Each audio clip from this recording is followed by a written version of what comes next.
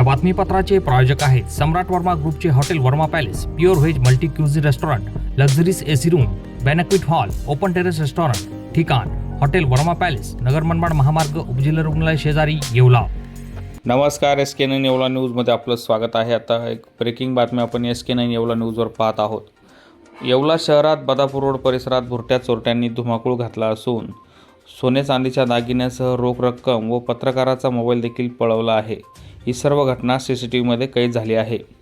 येवला शहरात बदापूर रोड परिसरात भुरट्या चोरट्यांनी धुमाकूळ घातला असून 2 ते 3 ठिकाणी घरफोडी करत लाखोंचा ऐवज चोरून नेला आहे। भुरट्या चोरट्यांचा सुळसुळाट CCTV कॅमेऱ्यामध्ये कैद देखील झाला आहे।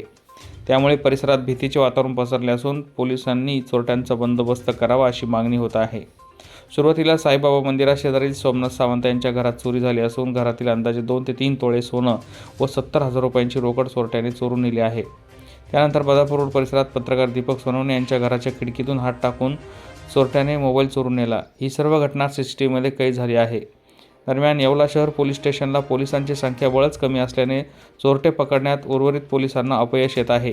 पोलिसांची संख्या बळ आता तरी वाढवून मिळावे अशी मागणी आता जोर धरू लागली आहे। SK9 येवला न्यूजसाठी ब्युरो रिपोर्ट, येवला।